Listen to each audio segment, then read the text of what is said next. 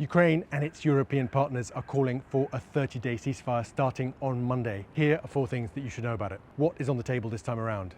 This is about a full ceasefire in the air, at sea and on the ground. Not just missile attacks on cities like Kiev, but also along 1,000-kilometer front lines. That is something that the European leaders who arrived here in Kiev said would be monitored with the help of the United States and all its intelligence capabilities to make sure that it becomes clear if one side breaks the deal, who is responsible. How does this deal differ from previous truces? We've seen Vladimir Putin calling 2 short truces so far at Easter and now for Victory Day celebrations in Moscow. Those were always 24 hours or 3 days. This is significantly longer, and crucially, the Ukrainians saying this actually has to be a ceasefire for real, not just an end to the missile attacks on places like Kiev, but actually along those front lines where we have seen fighting continue in spite of that most recent ceasefire called by Vladimir Putin, where we have extensive reports of civilians but also soldiers getting in harm's way. What is Ukraine's strategy with Moscow? This is all about the blame game. This is about showing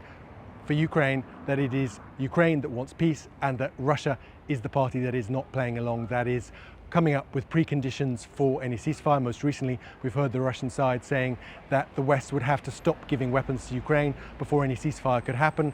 And that is something that the West has rejected and said Russia has to agree to a ceasefire, no ifs, no buts, from Monday, from the 12th of May. And lastly, what happens if this proposal fails? What happens if Russia fails to buy into this deal? Well, we heard from European leaders standing alongside Ukraine's President Volodymyr Zelensky that not only would there be more sanctions on Russia, but also more aid for Ukraine's military and more capabilities to allow Ukraine to stop Russia advancing on the battlefield. This is about putting Russia on the spot and seeing if it blinks or not.